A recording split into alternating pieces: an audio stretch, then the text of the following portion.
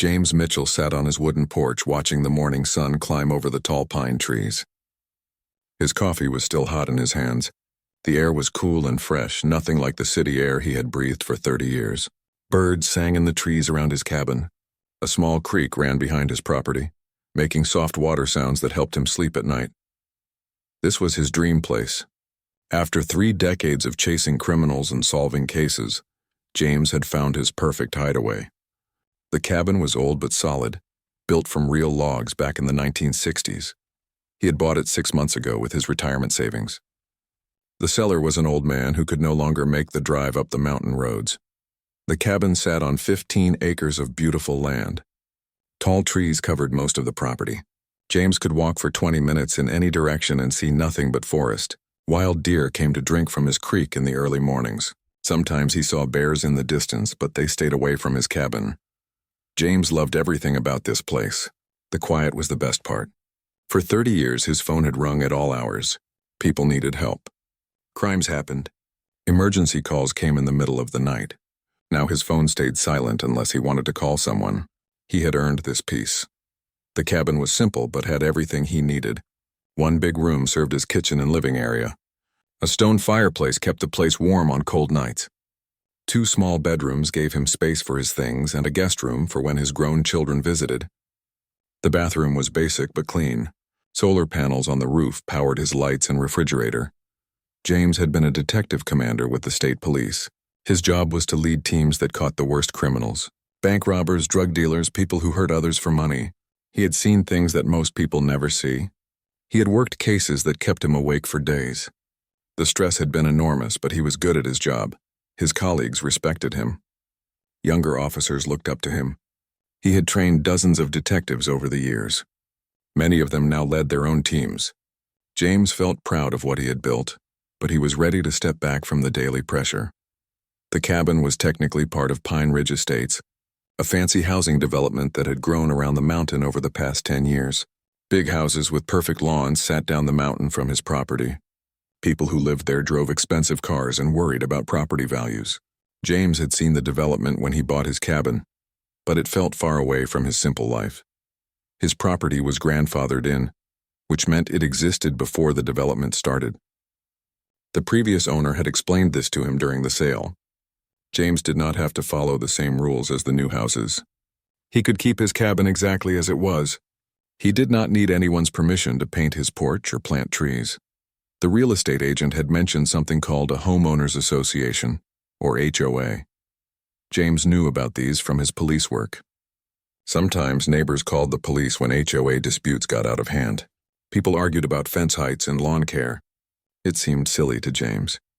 He was glad his cabin was protected from such foolishness. James spent his days doing simple things that made him happy. He read books on his porch. He walked through his woods, learning about the different trees and plants. He fixed small problems around the cabin with his own hands. In the evenings, he cooked simple meals and watched the sunset through his windows. He had started a small garden behind his cabin. Tomatoes, peppers, and beans grew well in the mountain soil. Working in the dirt felt good after years of working at a desk. His hands got dirty, but it was honest dirt from honest work. No criminals to catch, no reports to write. Sometimes James drove down the mountain to buy supplies in the small town below. The local people were friendly but respected his privacy. They knew he was retired law enforcement, but they did not ask many questions. Small mountain towns understood that some people came to the mountains to find peace. His children called him every week. His son lived 3 hours away with his own family. His daughter had moved to another state for her job.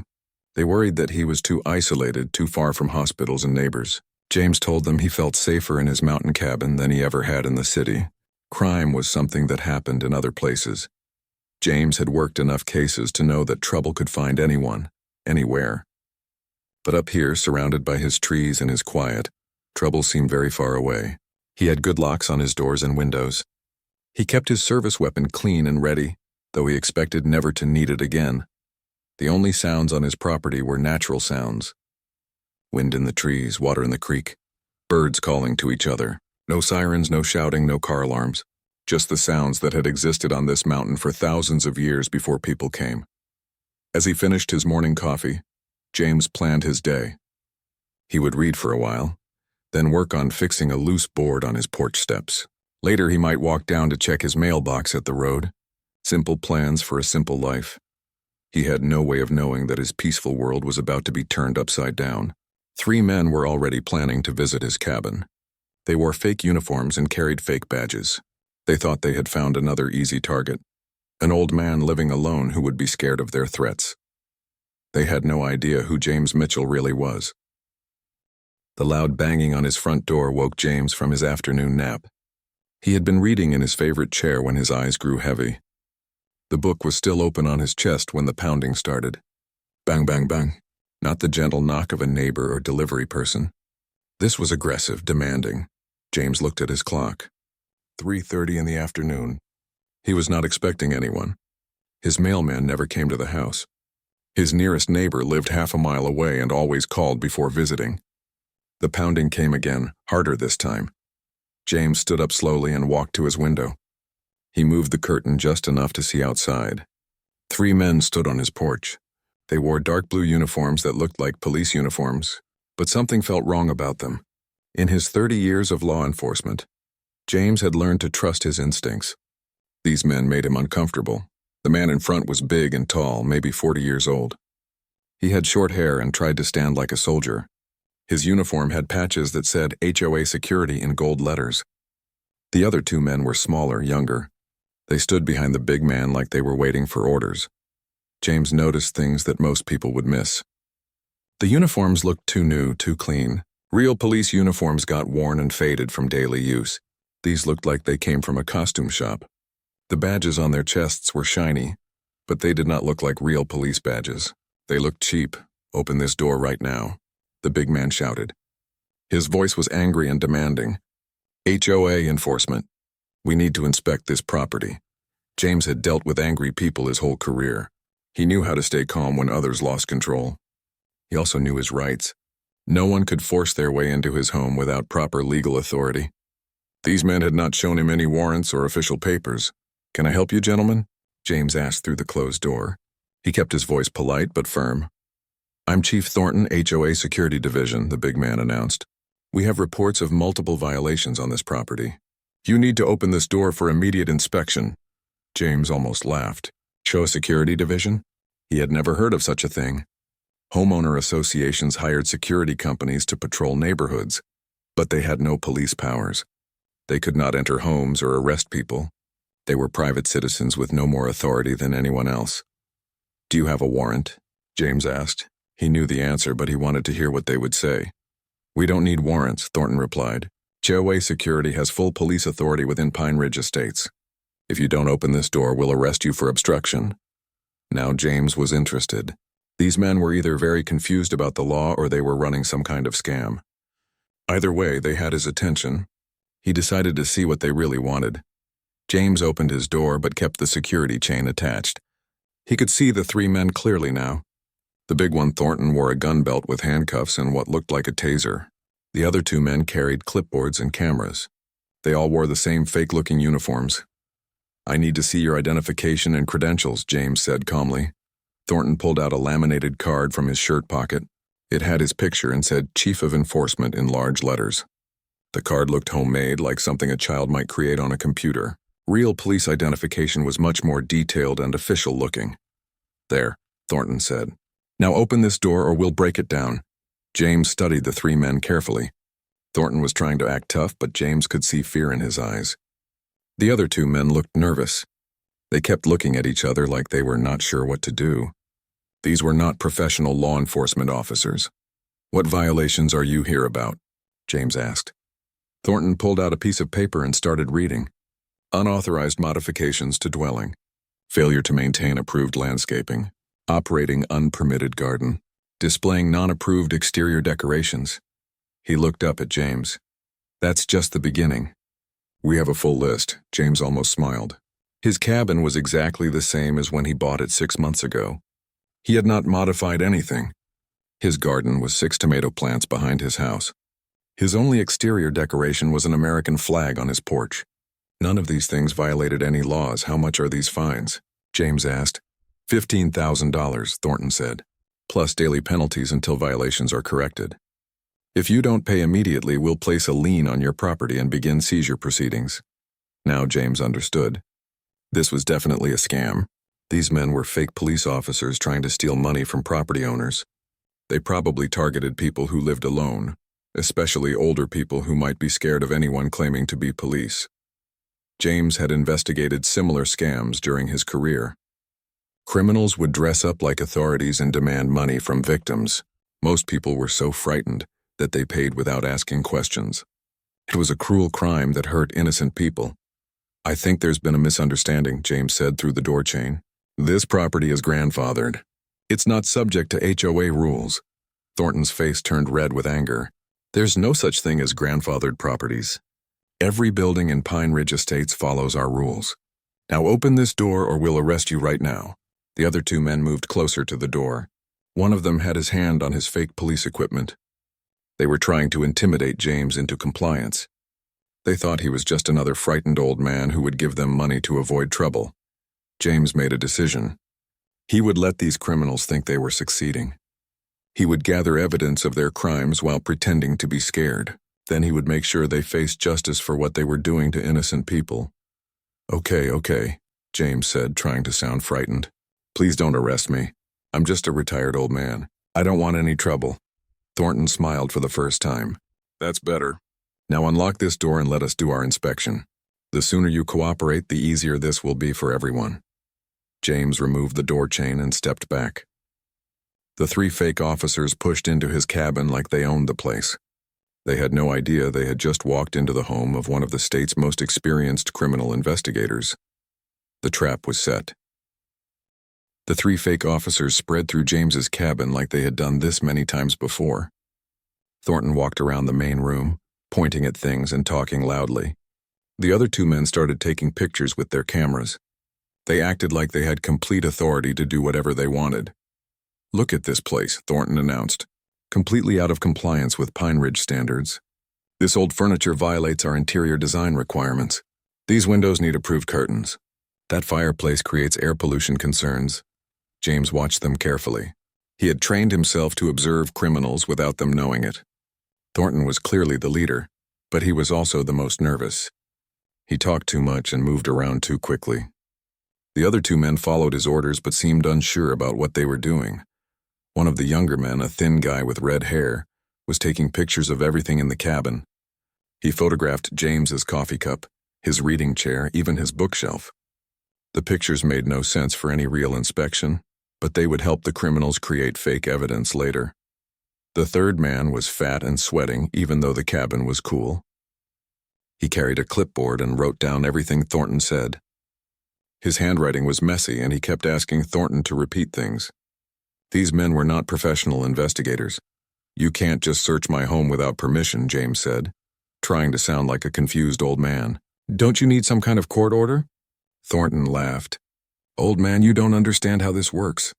Pine Ridge Estates HOA has full police powers within our jurisdiction. We can search any property, arrest any resident, and seize any assets. The county gave us complete authority to maintain community standards. James knew this was completely false.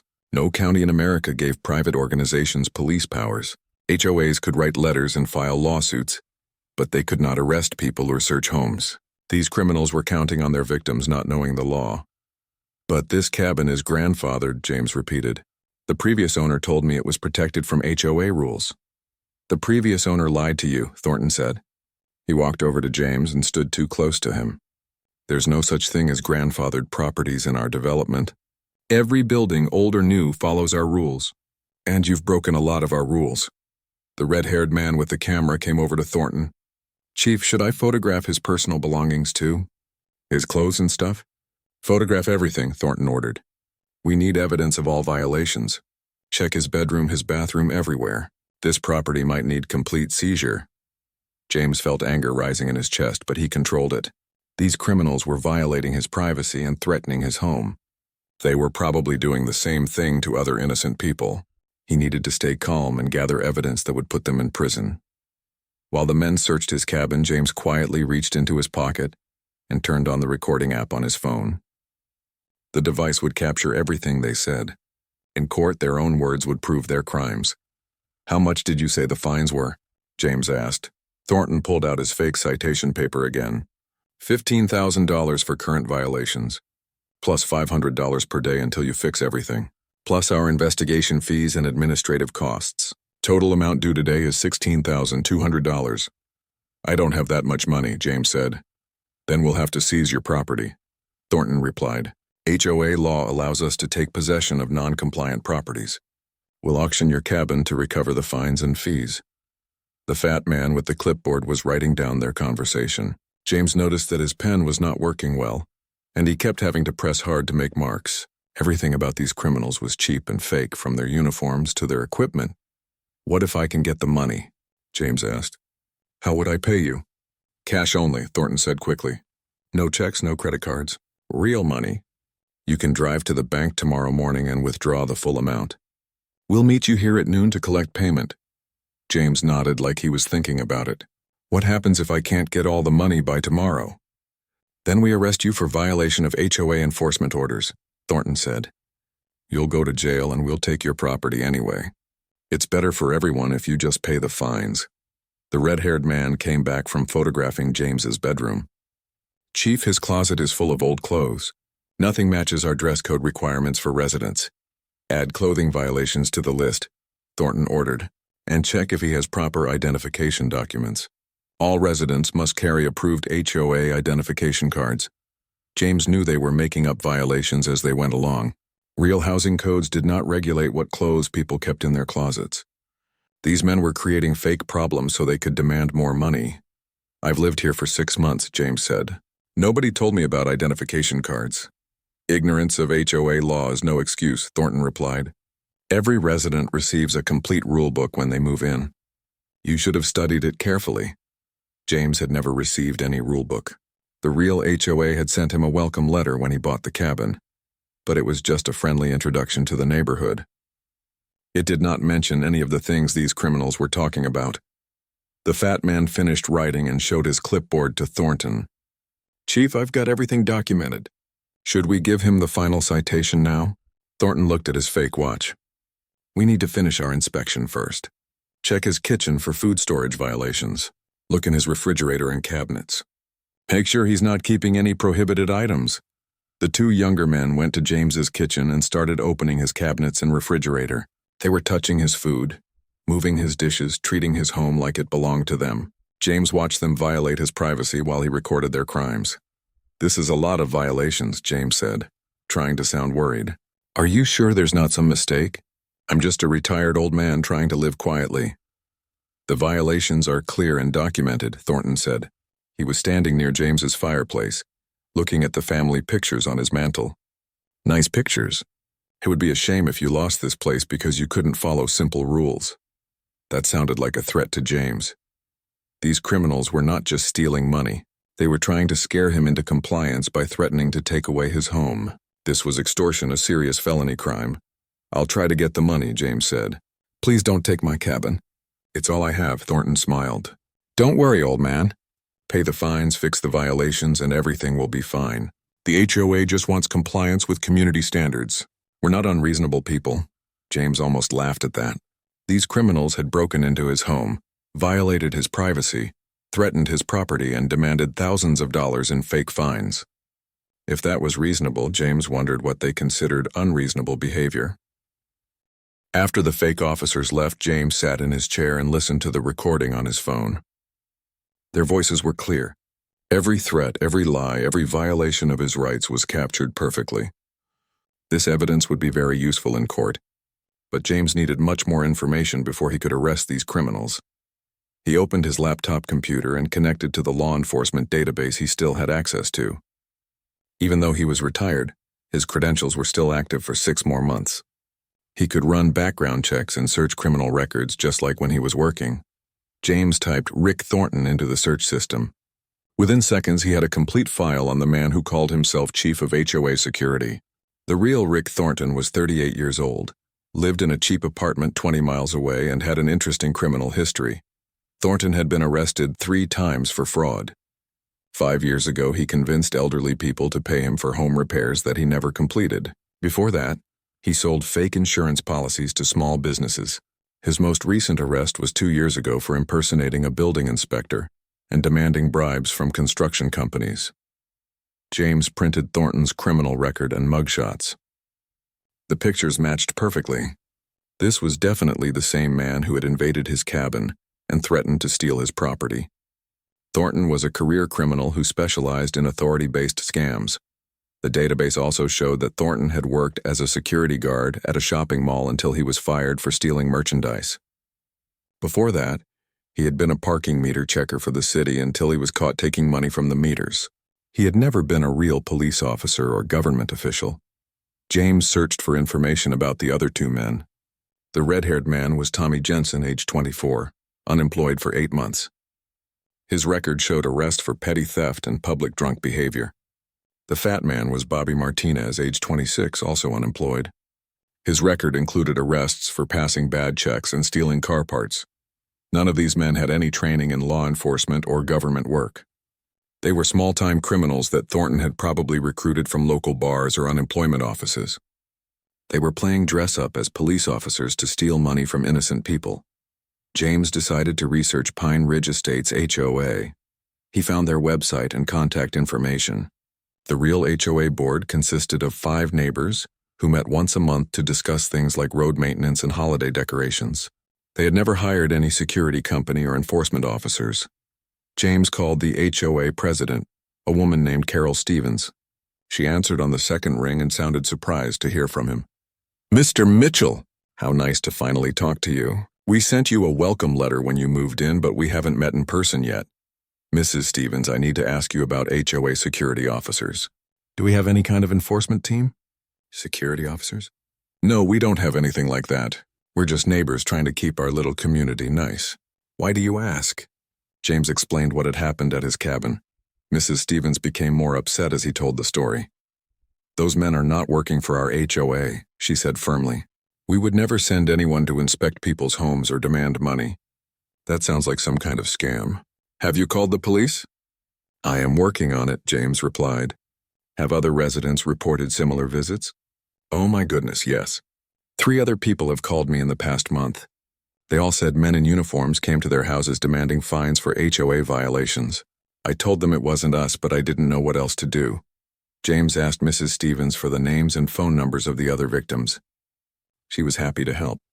She was worried that these criminals were making the real HOA look bad by using their name for illegal activities. James spent the evening calling the other victims. Their stories were all very similar to his experience. Fake officers in cheap uniforms had demanded thousands of dollars for imaginary violations. 2 of the victims had actually paid the money because they were scared of being arrested or losing their homes. Mrs. Johnson was 82 years old and lived alone. The fake officers had threatened to put her in jail if she did not pay $5,000 for lawn maintenance violations.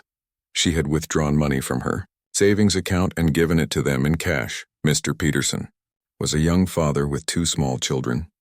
The criminals had told him his children would be taken away by social services if he did not pay $8,000 for child safety violations in his home.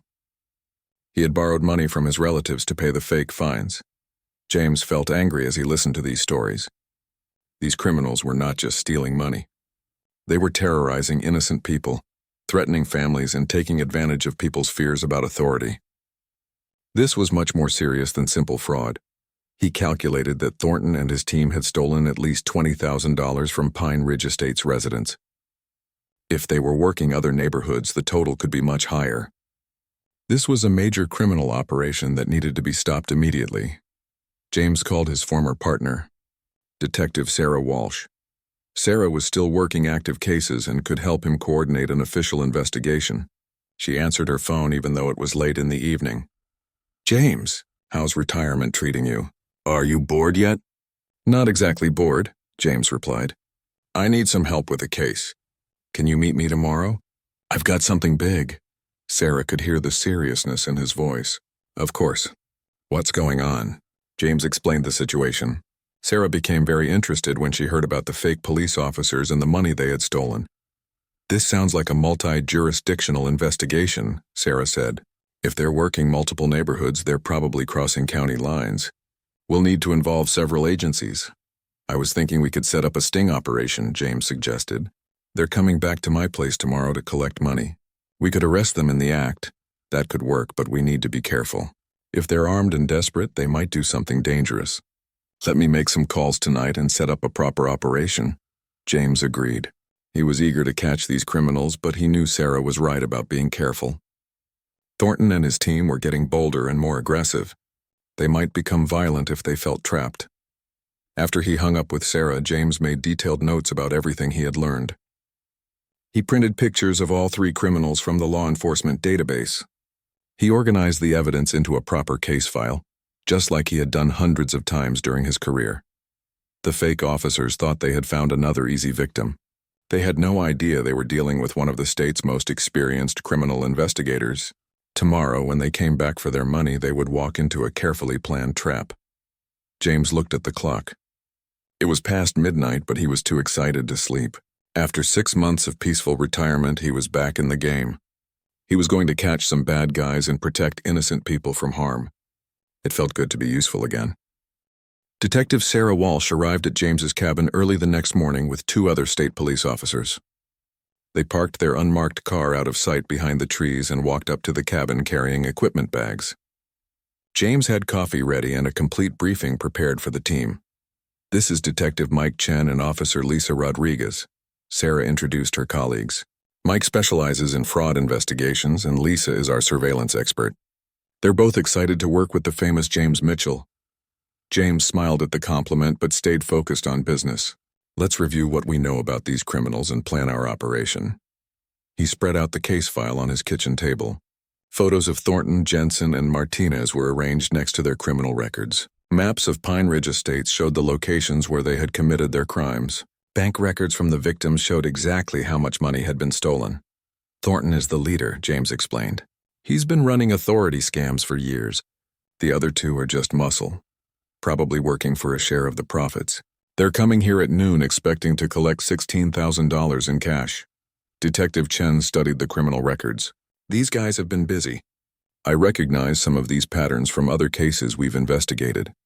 There might be more victims in other counties." Officer Rodriguez was examining James's cabin and the surrounding area. "Good location for a sting operation. Plenty of trees for cover. Only one access road, no nearby houses. We can position ourselves without being seen." Sarah opened her equipment bag and pulled out recording devices, cameras, and communication gear. "We'll document everything they say and do. Their own words will convict them in court." James had been thinking about the legal aspects of the operation. "We need to be careful about entrapment laws. I don't want these criminals to escape conviction on technical grounds." "Don't worry," Sarah replied. "They initiated this crime, they demanded the money, and they're returning voluntarily to collect it. There's no entrapment issue. We're just documenting their ongoing criminal activity." The team spent the morning preparing for the criminals' arrival. Officer Rodriguez positioned tiny cameras around the cabin that would record everything from multiple angles. Detective Chen set up audio equipment that would capture every word the criminals spoke. Sarah tested communication devices that would let the team coordinate their actions. James's job was to act like a frightened victim while wearing a hidden microphone. The criminals would think they were collecting easy money from a scared old man. Instead, they would be providing evidence that would send them to prison for years. "Remember, let them commit the crime completely before we move in," Sarah instructed. "We want them on record demanding the money and threatening you if you don't pay. The more evidence we have, the stronger our case will be." At 11:30, James called Thornton's phone number. He had gotten the number from caller ID when Thornton had called him the day before to arrange the meeting. "Thornton here," the criminal answered. "This is Mr. Mitchell at the cabin," James said, trying to sound nervous. "I have your money ready. $16,200, just like you said." "Good man," Thornton replied. "We'll be there at noon sharp. Have the cash in a bag and be ready to sign some paperwork. This will all be over quickly if you cooperate." "Will you really leave me alone after I pay?" James asked. "As long as you follow HOA rules from now on, you'll have no more problems." Thornton lied. James knew that criminals like Thornton would keep coming back for more money until their victims had nothing left to steal. After hanging up, James hid the recording equipment under his shirt and tested the communication system. Sarah and her team took their positions in the woods around the cabin. Everyone was ready for the criminals' arrival. At exactly 12 o'clock, James heard car doors slamming in his driveway. He looked out the window and saw the same 3 fake officers walking toward his cabin. They moved with confidence, like men who had done this many times before. Today would be their last time. Thornton pounded on the door the same way he had done before.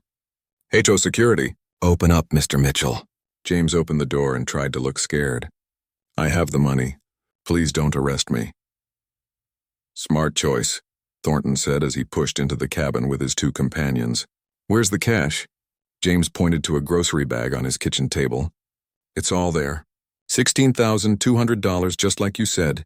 Thornton opened the bag and looked at the money inside. James had used real bills from his savings account, but the police would recover them as evidence after the arrest. The bills were also marked with invisible ink that would prove they came from James if the criminals tried to spend them later. Looks good, Thornton announced. Now you need to sign these documents. He handed James several official-looking papers. They were fake legal forms that made it appear James was voluntarily paying fines to the HOA.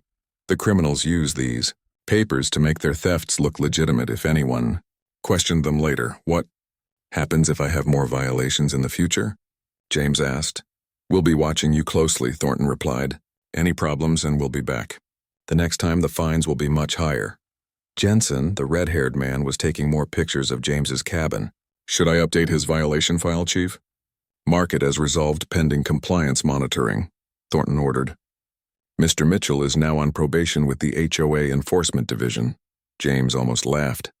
These criminals had created an entire fake organization with official-sounding titles and procedures. They probably used the same script with every victim, making people think they were dealing with real government authority. Martinez, the fat man, was counting the money from the bag. It's all here, Chief, $20 bills, just like he said. Good, Thornton replied. Mr. Mitchell, you've made the right choice today. Keep your property in compliance and you'll have no more trouble from us. Thank you for being understanding, James said. I didn't know about all these rules. Ignorance is no excuse, but we believe in giving people second chances, Thornton said. Just remember, we have full police authority in this development. We can arrest you, seize your property, and file criminal charges anytime we want. That was exactly what the police team needed to hear. Thornton had just admitted on camera that he was impersonating a police officer and threatening James with fake criminal charges. His own words had sealed his conviction. The 3 criminals prepared to leave with their stolen money. They had no idea that state police officers were surrounding the cabin with weapons drawn. They walked toward the door thinking they had pulled off another successful scam. James gave a subtle hand signal toward the window. It was time for the trap to snap shut. Thornton reached for the door handle with the bag of money in his other hand. He was smiling, probably thinking about how easy this job had been. Jensen and Martinez walked behind him, carrying their fake citation books and cameras. They had no idea that their criminal careers were about to end. James stepped back from the door as Thornton opened it. Instead of an empty porch, Thornton found himself face to face with Detective Sarah Walsh. Her badge was clearly visible, and her hand rested on her service weapon. State Police, Sarah announced firmly. Nobody move. Thornton's face went white with shock. The bag of money slipped from his fingers and fell to the floor, bills scattering everywhere. Jensen made a small whimpering sound. Martinez dropped his clipboard and raised his hands without being told. What's going on? Thornton stammered. We're HOA security officers conducting official business. No, you're not, James said calmly. He pulled out his retired police credentials and showed them to the 3 criminals. I'm Detective Commander James Mitchell, State Police. You gentlemen are under arrest. Thornton's shock turned to panic. His eyes darted around the room looking for an escape route that did not exist. You're lying. You're just some old man. We checked you out. You didn't check very carefully, James replied. I've been investigating you since yesterday. I know exactly who you are, Rick Thornton. I know about your criminal record, your fake uniforms, and all the people you've been stealing from. Detective Chen and Officer Rodriguez appeared at the cabin's back door, cutting off any chance of escape. Chen was recording everything with his camera while Rodriguez kept her weapon ready. The 3 criminals were completely surrounded. Turn around and put your hands behind your backs, Sarah ordered. You're under arrest for impersonating police officers, fraud, extortion, and theft. Jensen immediately complied, turning around and putting his hands behind his back. He was crying and mumbling something about being sorry. Martinez also followed orders, breathing heavily and sweating more than before. But Thornton was not giving up easily. "This is illegal," Thornton shouted. "You can't arrest HOA security officers. We have jurisdiction here. I want to speak to your supervisor." Sarah cuffed Jensen while keeping an eye on Thornton. "Your supervisor is standing right there," she said, nodding toward James. "Commander Mitchell ran major crimes investigations for 30 years. He's forgotten more about police work than you'll ever know." Thornton looked at James with a mixture of fear and hatred. "You set us up." "This is entrapment. You tricked us." "You tricked yourselves," James replied. "I never asked you to come here. I never asked you to impersonate police officers. I never asked you to steal money from innocent people. You did all of that on your own." Officer Rodriguez moved to handcuff Martinez, who was now shaking with fear. "Please don't hurt me," he begged. "I was just following orders. This was all Thornton's idea." "Nobody's going to hurt you," Rodriguez assured him. "But you're going to jail for what you've done." Thornton made one last desperate attempt to maintain his fake authority. "You people don't understand. Pine Ridge Estates HOA has full police powers. The county authorized us to enforce all community standards. Check with the sheriff's department." Detective Chen looked up from his camera. "We already did check, Rick. The sheriff's department has never heard of you. The county has never authorized any HOA police powers. Pine Ridge Estates HOA is just 5 neighbors who meet once a month to talk about community issues." Sarah finished cuffing Jensen and moved toward Thornton. "Your turn, Chief. Turn around and put your hands behind your back." "I'm not going anywhere with you people," Thornton said. He reached toward his fake gun belt. "I'll defend myself against this illegal arrest." James stepped forward quickly. Even at his age, his police training kicked in automatically. He grabbed Thornton's wrist before the criminal could reach his weapon. "Don't make this worse for yourself, Rick. You're already facing serious felony charges. Assaulting a police officer will just add more years to your prison sentence." Thornton struggled briefly, but James was stronger and more experienced. Within seconds, Thornton was face down on the floor with James's knee on his back. Sarah quickly cuffed him while he cursed and threatened to sue everyone involved. "Rick Thornton, you're under arrest." Sarah began reading his rights. "You have the right to remain silent. Anything you say can and will be used against you in a court of law." "I want a lawyer," Thornton interrupted. "This is police brutality. I'm going to file complaints against all of you."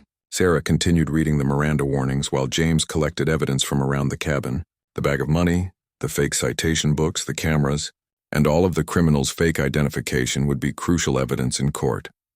Officer Rodriguez was questioning Jensen, who was eager to cooperate.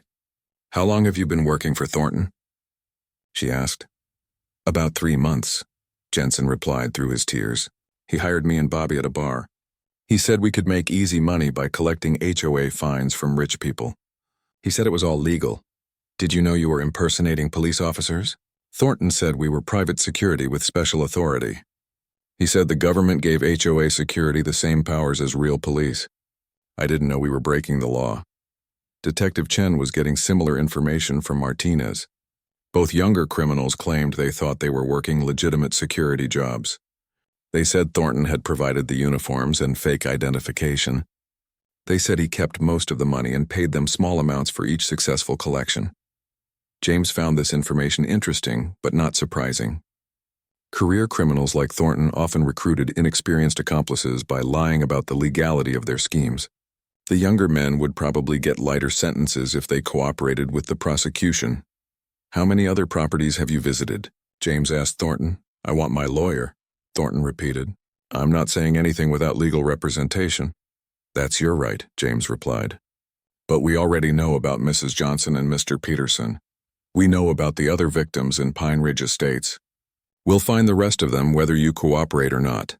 Sarah was collecting the scattered money from the floor.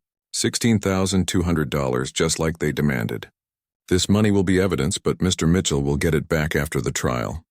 "How did you know to set up this operation?" Chen asked James. "What made you suspicious of these guys?"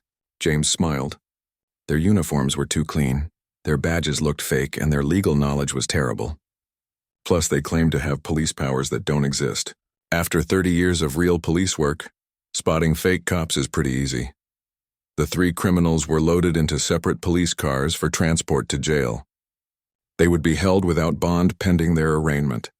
The evidence against them was overwhelming, and their own recorded words would make conviction almost certain. As the police cars drove away, James stood on his porch and looked at his peaceful mountain property. His quiet retirement had been interrupted by criminals who thought he was an easy target.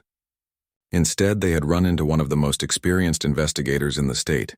The trap had worked perfectly. 2 hours after the arrests, James sat in his cabin with Sarah and her team, reviewing the evidence they had collected. The recording devices had captured every word the criminals had spoken. The cameras had filmed their every move. The fake uniforms, badges, and citation books were all bagged and labeled for court. "This is one of the cleanest cases I've ever worked," Detective Chen said as he organized the evidence bags. "These guys recorded their own crimes. The jury won't need to deliberate very long." Sarah was reviewing the audio recordings on her laptop. "Listen to this part where Thornton claims he has arrest powers. He says it 3 different times. There's no way his lawyer can argue he didn't know he was impersonating a police officer." James was most interested in the fake identification cards and badges the criminals had been carrying. He examined them under a magnifying glass like a forensic expert. "These are actually pretty well made," he admitted. "Not good enough to fool a real cop, but probably good enough to scare regular people." Officer Rodriguez was counting the money they had recovered. $16,200, exactly what they demanded.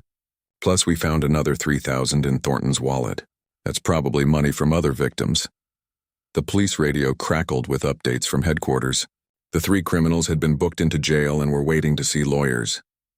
Thornton was still refusing to talk, but Jensen and Martinez were providing information about other crimes they had committed. Jensen says they hit at least 12 other properties in 3 different counties, Sarah reported. Martinez confirms they collected over $50,000 in the past 3 months. This was a major operation. James felt satisfied that they had stopped the criminals, but he was angry about all the people who had been hurt. What about the victims who already paid them? Can we get their money back? We'll try, Chen replied. We found some cash in their car and more money in Thornton's apartment. But most of it is probably already spent. These guys weren't smart enough to save their illegal profits. Sarah's phone rang with a call from the district attorney's office. She talked for several minutes, taking notes on her legal pad. When she hung up, she was smiling. Good news, she announced. The DA wants to prosecute this as a major fraud case. Thornton is looking at 10 to 15 years in prison. The other 2 will probably get 5 years each if they cooperate. What about the victims? James asked. Will they have to testify? Some of them, probably. But with all the evidence we collected today, the DA thinks most of the criminals will plead guilty. Nobody wants to go to trial when the evidence is this strong. Officer Rodriguez was examining the fake uniforms more closely. These patches and badges are custom-made. Somebody put real money into creating these costumes. This wasn't just a spur-of-the-moment crime. James had been thinking the same thing. Thornton planned this operation carefully. He studied real police procedures enough to fool people who don't know better. He recruited specific types of accomplices. He targeted isolated victims who wouldn't be likely to call for help. But he made one big mistake, Sarah pointed out. He picked the wrong victim when he came here. Detective Chen was getting more information from headquarters. They're searching Thornton's apartment now. They found more fake uniforms, blank citation forms, and a list of potential targets. This guy was planning to expand his operation to other developments. James shook his head. How many more people would he have robbed if we hadn't stopped him today? Dozens, probably, Sarah replied. Career criminals like Thornton don't stop until they're caught. They just keep finding new victims and new ways to steal money. The police radio brought more updates. Jensen had provided the location of a storage unit where the criminals kept extra equipment. Martinez had admitted to crimes in 4 different counties. Both men were eager to cooperate in exchange for reduced sentences. What about their car? James asked. Did you search it yet? Rodriguez nodded. We found more fake badges, citation books, and a notebook with names and addresses of people they planned to visit. We also found a police scanner and some basic surveillance equipment. They were listening to police radio traffic, Chen realized. That's how they knew when real cops were busy with other calls.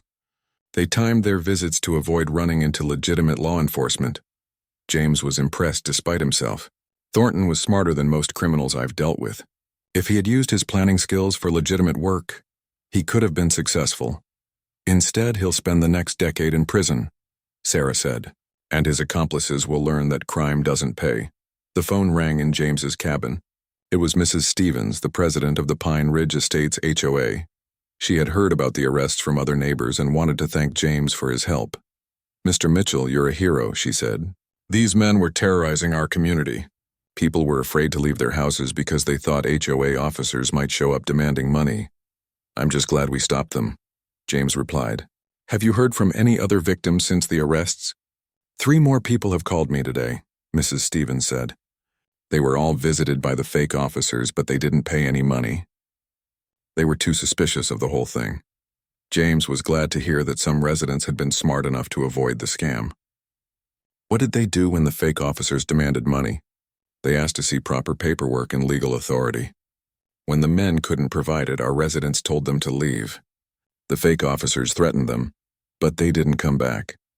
That information would be useful for the prosecution. It showed that the criminals gave up when they met resistance, which proved they knew their authority was fake. Real police officers would have returned with proper warrants and backup if they were conducting legitimate investigations." Sarah was preparing to leave with her team. "The evidence was secure, the criminals were in jail, and the paperwork was complete. James, you did great work today. You should consider coming out of retirement and working with us again." James smiled but shook his head. "I like my peaceful mountain cabin, but I'm glad I could help catch these guys before they hurt more people." Detective Chen packed up his camera equipment. "This case will probably become a training example for other departments.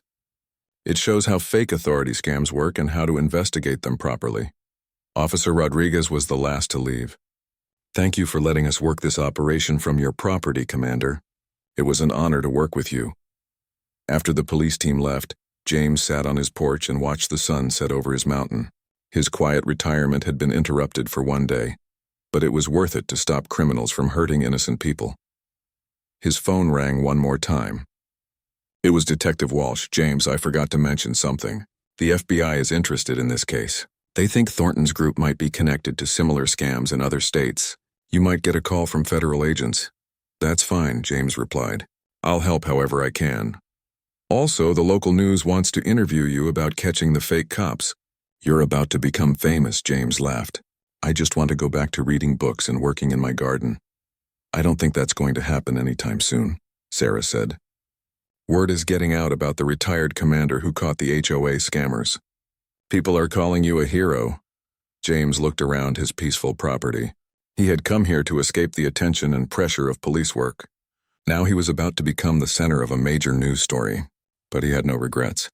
Stopping criminals and protecting innocent people was what he had done his whole career.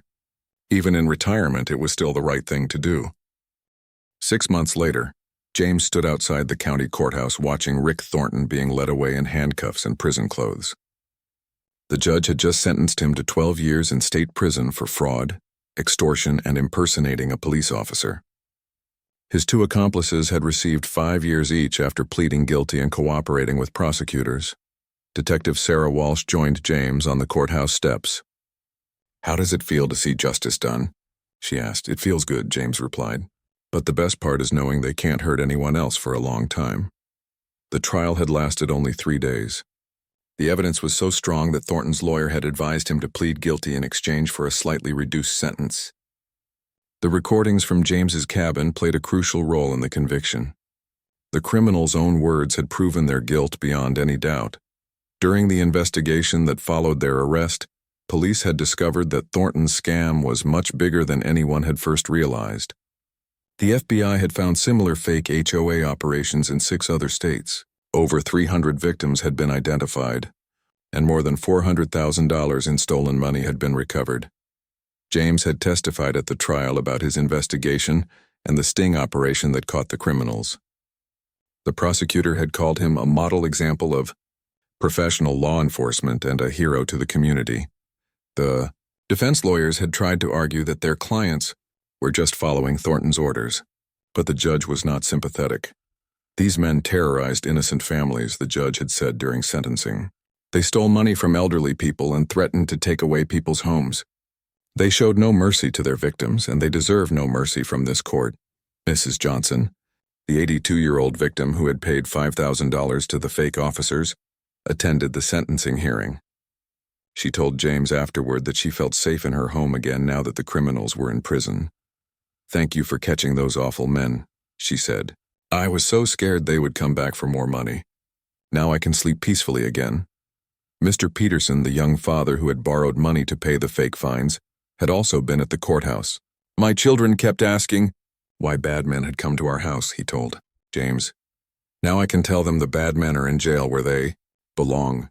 The case had attracted national attention when the story broke in the news media. James had given interviews to television reporters and newspaper journalists about how fake authority scams work and how people can protect themselves. He had become something of a celebrity in law enforcement circles. Police departments across the country had requested copies of the case file to use for training purposes. James's investigation methods and the sting operation had become a model for how to catch criminals who impersonate police officers. Several police academies had invited him to speak to new recruits about the case. The real Pine Ridge Estates HOA had also benefited from the publicity. Mrs. Stevens told James that property values in the development had actually increased because people felt safer knowing that fake authority scams had been exposed and stopped. "People want to live in communities where neighbors look out for each other," she explained. "Your investigation showed that our residents are protected by professionals who care about justice." James had used some of his new fame to help other victims of similar crimes. He had worked with consumer protection agencies to create educational materials about fake authority scams. He had appeared on television programs to warn people about criminals who impersonate police officers and government officials. The most satisfying part for James was learning that his case had prevented other crimes. Police departments reported that several planned fake HOA operations had been abandoned when criminals heard about Thornton's arrest and conviction. The publicity had scared other would-be scammers away from this type of crime. FBI agent Maria Gonzalez had worked on the multi-state investigation that grew out of James's case. She joined him and Sarah on the courthouse steps after the sentencing. "This case broke up a major criminal network," Agent Gonzalez said. "We've arrested 23 people in 6 states and we've recovered almost $500,000 in stolen money." "It all started with your investigation, Commander Mitchell." James was proud of what they had accomplished, but he was ready to return to his quiet retirement. The media attention had been overwhelming at times. Reporters had shown up at his cabin unannounced. Television trucks had blocked his driveway. Neighbors had brought friends and relatives to meet the famous retired detective. "Are you ready to go back to your peaceful mountain life?" Sarah asked. "More than ready," James replied. "I've had enough excitement for one retirement." But even as he said it, James knew that his life had changed permanently. The case had reminded him how much he enjoyed police work and how good he was at catching criminals. He had proven that retirement didn't mean he had to stop serving his community. James drove back up the mountain to his cabin, thinking about everything that had happened since that day when fake officers had pounded on his door. His quiet retreat had been disturbed, but something good had come from the disruption. Justice had been served, and innocent people had been protected from harm. His phone rang as he pulled into his driveway. It was Detective Chen calling with news about another case. "Commander, we've got reports of fake building inspectors demanding bribes from construction companies. The pattern looks similar to the HOA scam. Would you be interested in consulting on the investigation?" James looked at his cabin and his peaceful woods. Then he thought about the criminals who were probably scaring honest business owners and stealing their money. He thought about Thornton sitting in a prison cell, no longer able to hurt innocent people. "Send me the case file," James said. "I'll take a look at it." Some people retire from police work, but police work never retires from them. James Mitchell had learned that lesson on the day fake cops had stormed his cabin. They had thought they were targeting a helpless old man living alone in the woods. Instead, they had discovered that justice comes in many forms. Sometimes it wears a uniform and carries a badge. Sometimes it lives quietly in a mountain cabin, reading books and tending a small garden. But when innocent people need protection from criminals, justice always finds a way to serve. The fake officers had been wrong about almost everything, but they had been right about one thing. James Mitchell did command the state police. He had spent 30 years earning that respect, and one day of retirement wasn't going to take it away from him. Evil men had disturbed his peace, but they had also reminded him of his purpose. In the end, that was worth more than all the quiet mornings and peaceful sunsets in the world. Justice was calling, and James Mitchell was ready to answer.